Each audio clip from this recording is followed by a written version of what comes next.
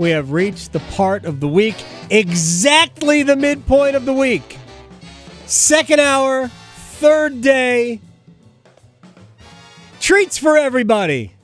You know what that means. My man Chip Patterson. CBSSports.com, Cover 3 podcast moderator, not wearing a sport coat today, which means it's Casual Wednesday. How are you, sir? It's more than 3 million. Yes, I'm sure it is. That is going to come up. That is going to come up in conversation. I don't know about any offers, Right. but I know what other coaching staffs believe could be out there. Oh, sure. And it's more than $3 million. All right, so you're making me lead with this now, which is fine because it was going to come up anyway. There's a website, and you guys might have it at CBS Sports or 24/7. On3 has a database of players, every player in the transfer portal. The quarterback page is a laugher, and there's a lot of ACC quarterbacks in there. Yeah, the conference of quarterbacks has now become the conference of transfer quarterbacks, which might speak to also how strong the quarterbacks were, that they are in such high demand to be able to go out there and test their value. Oh, I'm sure. But in the profile, it has what their estimated value is in the transfer portal NIL collective market.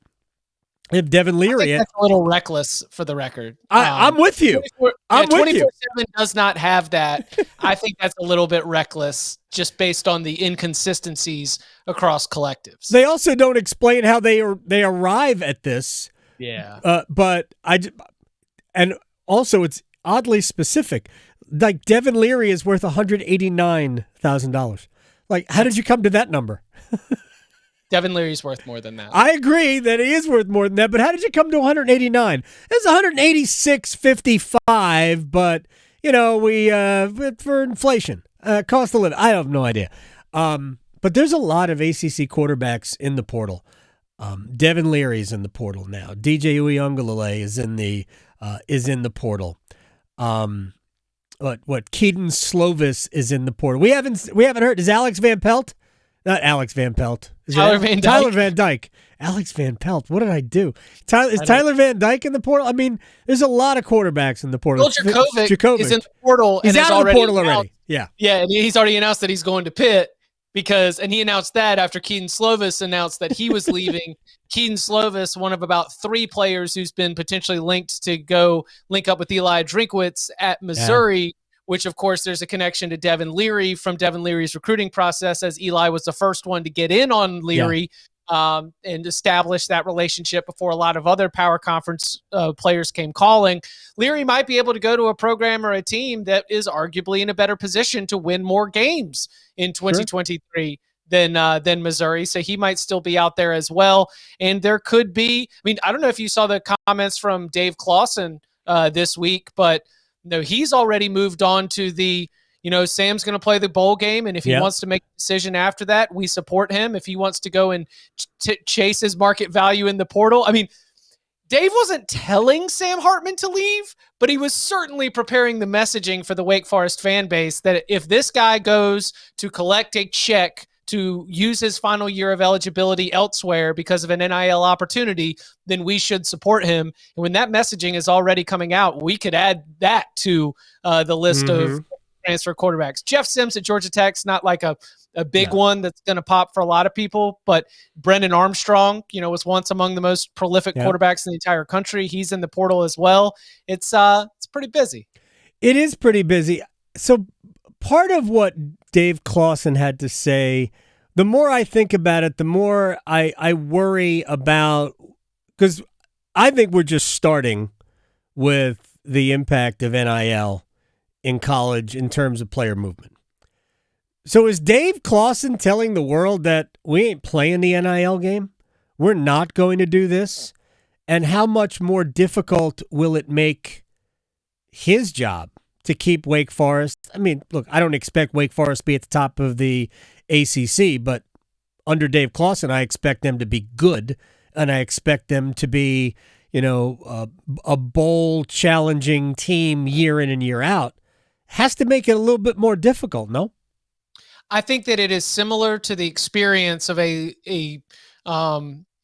group of 5 job, seeing your coach leave to go to a Power 5 job, saying, that's great, but we're just not paying that. Mm-hmm. We saw a sitting head coach at Kent State Yes. leave his job to go be the offensive coordinator for Deion Sanders at Colorado, and in doing so, probably double his salary. Yep. I think that is – I don't think that is Dave Clawson saying we are not going to play the NIL game, but I think that is a very cold shower for anybody who's trying to say, like, how much do you want to play the NIL game? Sam Hartman's got 1 year of eligibility left. Would you rather take your collected funds and be able to provide opportunities for all of these other players, or would you rather, pour it all into 1 more year of someone who's already been here for several years? That's the thing that I'm going back and forth with people on behind the scenes, is I say, like, that's a big check to cut for just 1 season. Right. And the pushback I'm getting is, yeah, but you would so much rather spend that money on somebody who's been proven to be successful at the college level than spend it on somebody who's coming out of high school. And so how those resources are being dispersed right now is very different from program to program, from collective to collective. And Sam Hartman, I think that the proven, what we know is going to create a demand for him and many other quarterbacks, where these schools and these collectives would rather get that certainty, especially at the quarterback position, rather than drop the bag on somebody coming out of high school who hasn't even gone through the process of being in college yet. I actually think I would go the other way. Right? I mean, I'm telling you, this is like an ongoing back and forth, and you say we're just getting started. We are, but it's also, we're figuring out the limits of the marketplace. And we are constantly testing. Every single player is a new piece of information for us to try to understand the way that this marketplace works. And every single season is going to be a little bit different. It's going to push one way, it's going to push the other. People are going to mistakes, and then there's going to be some home runs. And it's just kind of, people say Wild Wild West as though that's necessarily a bad thing. No, the country was built. I was going to say, it's the Wild Wild West. We're making mistakes, but there's also a lot of steps forward as well. Yeah, it's all information. Chip Patterson is with us, as he is every Wednesday. There's a bunch of things I want to get to, but I just want to explore this one element real quick. In that, I said at the very beginning of this that I believe we've just begun the impact of NIL and the portal is going to be massive. But at the same time, what I think will happen, and what I said from the very beginning, was that everybody's afraid that this is going to be out of control. It is going to seem out of control at first, but ultimately we will all figure it out, and it will settle, and it will simply become part of the norm, like so many other things in college simply become part of the norm. I know it's going to sound weird, but like the 1 year basketball player just became normal now. It's everything. We'll figure it out. We'll figure out how to best deal with it. I think ultimately the NIL money that's being, I don't even know how much it is really. I think that will settle, and we'll figure out the best way to deal with all these things. I don't believe we need legislation federally. I don't think we need anything like that. I just think everybody's just going to kind of fall into their niche and understand what it takes to succeed. And I don't think it's going to change the players, really. I really don't think it's going to change the players. I think the teams that were good before, for other reasons, will be good now with this. I don't think it's going to change much. There's an interesting because we're just exploring the thought, right? Yeah. We're just sitting here talking, trying to imagine the way this is going to play out. If conferences get in the NIL business, then you get to cut in. Then you get to cut in players on media rights money, and you take it out of the school's hands. Because I think the schools want no part of the NIL business. Sure, that's why they're offloading all this responsibility to the collectives. Yeah, and as long as the collectives are the ones that are powering the NIL business, it is going to be wildly inconsistent. So if you want consistency, and if you want the ability to sign 2-year contracts instead of 1-year contracts, if you want the ability to take it out of the hands of boosters, then the conferences could, because again, NIL money still is not connecting the value in college athletics to the athletes that are providing the effort for that value. You could address that disconnect, and you could also really standardize things. And honestly, the first conference that does it is probably going to boost their recruiting, and it is going to help all of their member universities. And so if conferences get in the NIL business, then I think we start to see things definitely become standardized, if not calm down just a little bit in the future. We'll see how that vote goes when we get to that point. All right, let's handle Jeff Brohm to Louisville. It's been a good week for Louisville. They fell up in coaching, no? The Louisville fan needed this. Yeah. Oh, man, and the ACC needed this because if Jeff Brohm was not introduced as Louisville's next head football coach, it meant that Louisville couldn't pay. Yeah. And that would be the sign of a poverty conference. And you do not want to be missing out on Jeff Brohm, born and raised in Louisville. Right. You're a Louisville quarterback, assistant coach at Louisville. Like, he already said no once. Right. And he's arguably maximized what you can do at Purdue. He's delivered one of the biggest wins in program history with the 2018 win against Ohio State. He's produced NFL talent in Rondale Moore and David Bell. He has taken that team now to compete for a Big Ten championship. 6 years is actually kind of a long time, or is bordering on becoming a long time in terms of the modern, college football world. Right. Jeff Brohm can look Purdue in the eye and say, you know what, we had a really good run. I appreciate everything that happened here. I'm going to go. If he didn't, it's just because Louisville couldn't pay. And I would argue, based on the numbers that Chris Lowe has reported, that he is taking a hometown discount. Really? Purdue, I think they had it at 6 years, $35 million. Purdue could pay 8+. Oh yeah, no question. So, and Cincinnati is basically funding this, right? What, Cincinnati with the because they had to buy out Scott Satterfield. I do not know. I cannot comment specifically on that. But the Louisville fan, your basketball team stinks, and they haven't won yet. Like, Scott Satterfield leaves, and so you've addressed that issue. But if Jeff Brohm had said no, man, this could have gotten dark. But instead, he arrives at a place where his recruiting obstacles in terms of eligibility and getting people into school have gone from Purdue to Louisville. Right. As in, all of the obstacles have been removed from the road. All of the potholes have been patched. It is speed bumps. It is an ice skating rink to be able to get people into Louisville. He has none of that to worry about. And of course, he has the deep connections with the local high school community. Oh, yeah. And he is going to invigorate their local business leaders in terms of being able to provide the money that they need. And now that we're getting rid of divisions, Louisville can say, we're not stuck behind Clemson and Florida State. Right. We can be in a position where we can be opposite them in an ACC championship game.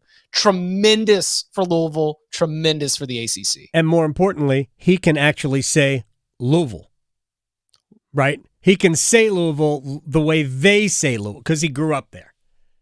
He can speak probably doesn't all matter. the languages. And I'm sure he has a favorite bourbon and all of that. All right, so we dealt with the portal. We dealt with Jeff Brohm to Louisville. I want to dig in on North Carolina and their loss to Clemson when we come back. And then I have some bigger picture questions. Like, I know we could talk about the college football playoff, but before we break, I mean, they got it right, correct? 1, 2, 3, 4 in the correct order? Yeah, TCU being at 3 shows that we value the entire body of work, and we're not going to have poll mentality that you have to move down if you lose. Their Right. 12-1 profile was better than Ohio State's 11-1 profile, and so we're respecting that. And I appreciate that. And even better, we avoid the Ohio State-Michigan rematch, which, of course, they never discussed at all, ever, never came up. I believe Boo Corrigan. We're going to talk to Boo Corrigan tomorrow about that. Tons of stuff to get, so much stuff that we're not even talking college football playoff because we got time. We got time, right? We know the matchups. So let's go back to Charlotte this past weekend, and I also thought North Carolina was going to have the what for the Clemson Tigers, and then the game started. And like, well, it was a good start, but couldn't sustain it. And I'm not even going to talk about Mac Brown not thinking that Cade Klubnik was going to play. It's just silly, but not to mention it really doesn't change their offense anyway, so I'm not sure how big a role it really played. But I get back to something you and I talked about before the game. And this was, I think I used the term moment, but earlier in the season when North Carolina played against Notre Dame, when the athletes are the same, North Carolina's they have a pretty good chance. But whenever they step up in class, it looks ugly. And I think that's kind of what happened. I mean, it wasn't quite a 39-10 game because Carolina did get down there at the interception at the goal line, and I think they fumbled in plus territory. Oh, they buffed every scoring opportunity that they had. Right. They scored a touchdown on that first drive, and like every other chance that North Carolina had to cut in to Clemson's lead to be able to make that a game. They moved the ball great until it came inside the 40, 30, and definitely inside the 20-yard line. And I think that's kind of indicative of what we saw of North Carolina coming down the stretch. That offense turtled up when it was scoring time, and that was what led to sending out the field goal kicker that would lead to some of those missed chip shot field goals against NC State. That's what led to even getting to the position where you've got the fourth down drop by Josh Downs against Georgia Tech. Right. The inability of the North Carolina offense to punch it in the end zone cost itself a shot at an ACC championship. So what is it? What is separating them from where they want to be? And Mac Brown, it's not like this is year one or year two. I mean, he's been here long enough to go through a full recruiting cycle. So what is separating? What is preventing them from getting where they want to be? There's an easy answer, which I do think is a lazy answer, and it is something that is deeper. It is establishing a true killer instinct when things aren't going well. North Carolina is the kind of team or the kind of program that is going to figure out a way to come out on top, because the examples are more often than not that when things are tough and when things aren't going well, North Carolina is not a team that finds ways to be able to get through it, weather the storm, and come out on top. That might be a part of it, but it's so intangible that I don't want to only rely on that. I want to also get into the idea that this is a team that has been able to stockpile talent, but has not been able to develop it at a very high level. Somebody else is going to develop Tony Grimes. That you have been able to go on the recruiting trail and you've been able to make great sales pitches, that you've been able to reinvigorate the fan base, but that there is a lot that is left to be desired considering the talent on the field and the consistency of performance or lack of consistency in performance at almost every single position group. They do a lot of things well. They are they're one of the better teams in the ACC, clearly, as evidenced by them being in the ACC championship game. But comparing North Carolina to the rest of the ACC, especially in the 2022 season, is the reason why North Carolina isn't where they want to be, because you need to be stacking the Tar Heels up against some of the best teams in the country. And every single time that we've tried to do that over the last couple of years, they have fallen short of those expectations. Yeah, and a lot of times it looks ugly, right? It doesn't look like, oh man, that's a game that could have gone either way. For the most part, it has looked one-sided. And I don't see. I know Gray had a really good year at linebacker, made a lot of tackles. I don't know. He's a good player. I don't see anybody on that defense, especially on the line, that worries me if I'm going up against them. There's nobody I have to go, all right, we got to find him on every play. We have to be accountable for that guy every play. And I think a lot of teams have players like that. I don't see any on North Carolina's side. So you're just focusing on the defensive side of the just ball. On that, they have other issues, but right. I think that's like they haven't had a good defensive line since Butch Davis was here. Whew. The problem is they've gotten good. I mean, they had bad injury luck, yes. Okay.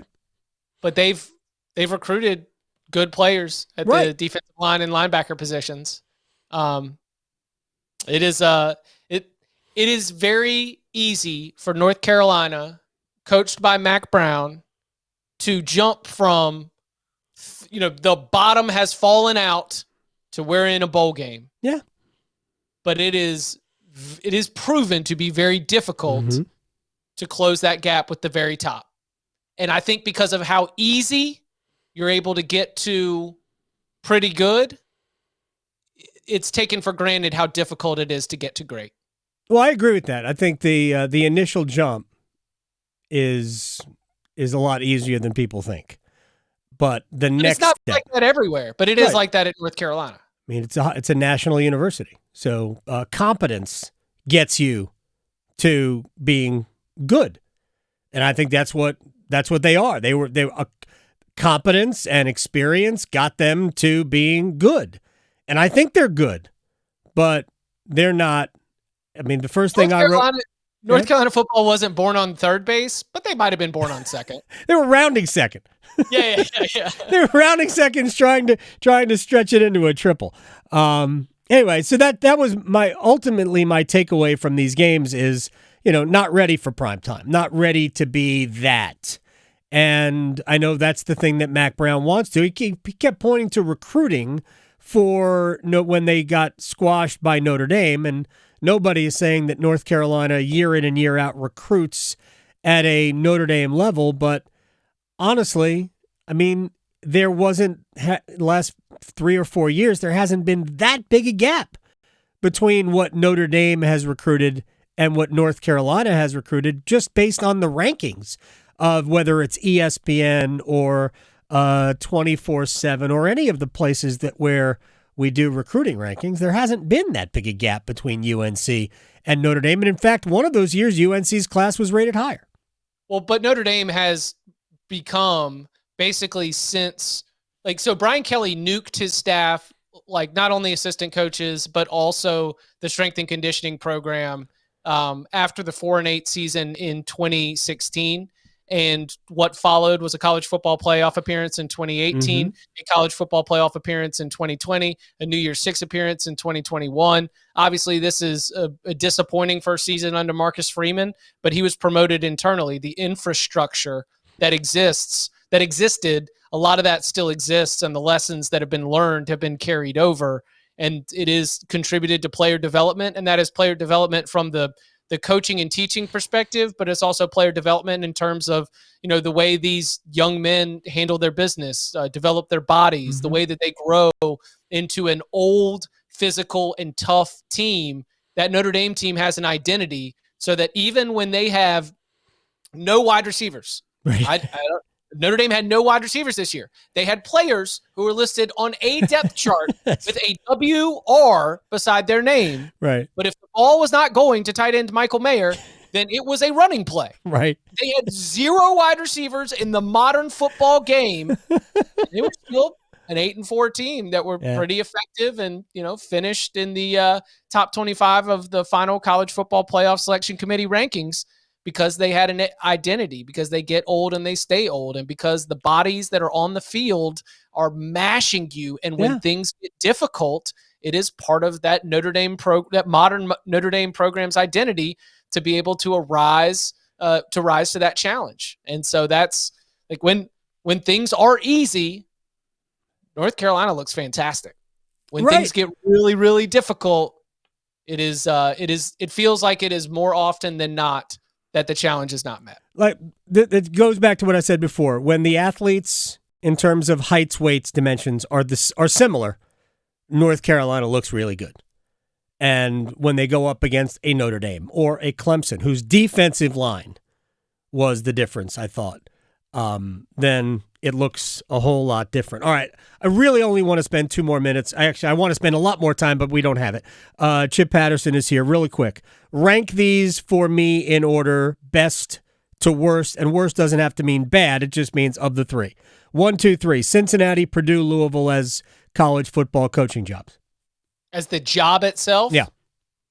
Louisville, Purdue, Cincinnati. Okay, you and I agree on that on that answer. All right, now final thing, and again, we don't have to spend a lot of time on this at all. We really don't have much. What are your thoughts on Deion to Colorado? Ooh, love it. I do too. Absolutely. I 100% love it. I have no idea how it's going to go, but the thing that I love about it is that all of the reasons why I thought that Deion going to Colorado would not work out were so quickly addressed very openly as the athletic director and the university president said right off the bat, we are relaxing admission standards for transfers. And I was like, well, okay. When the athletic director very quickly indicated that he believed they were going to rally, money together for NIL and the like, and he wasn't concerned about it. And I was like, well, okay. And when we started to hear about the number of blue chip prospects, both in the transfer portal and also in, players that are going to flip here in the early signing period, there were 3 schools this year who totally remade who they were based on the transfer portal. LSU, USC, and Ole Miss all took 15, 16, 18 players from the transfer portal. LSU and USC made a conference championship game, and Ole Miss was 8-1 and ranked in the top 10 at the start of November. You can very, very quickly remake a team in the modern era, and I think that Deion Sanders will very quickly take Colorado from the basement of the Pac-12 to competitive and interesting. And Colorado being competitive and interesting is something that I think is interesting. Here's my favorite part about Deion Sanders. And everything, by the way, everything's on video. Everything was on video at Jackson State. Everything's going to be on video at Colorado. That's the way he wants it. He is legitimately being honest with his players. I mean, it's harsh, but it's honesty, and it's all the stuff that coaches do while pretending not to do it. And there is something about that appeals to me. Might not appeal to me if I was a player, but maybe these are the things you need to hear as a player. And if it was somebody else, not primetime, who is probably more in it more for primetime than he is anything else, but that's fine. He is being honest with them. And I don't think there's a substitute for that. So, I mean, they were 1-11. Right. If you were sitting in the locker room with your teammates and you just went 1-11, the heck do you think is going to happen when there's a regime change? And he said that to him. He said it all. Okay. All right. Now we got to compete against better players for snaps. No question about it. But they know who their quarterback's going to be. Although Deion's kid is going to have to earn it. Chip Patterson, you're the best. I'll talk to you next week, man. Sounds good. Y'all be well. Chip Patterson. It's the only guest we have with a sign-off. Yeah. None of our other guests. I don't have a sign-off. We'll have to make one. You have to make one, especially for the show, too. The new TV show. Oh, yeah. You have to have one for that. Absolutely.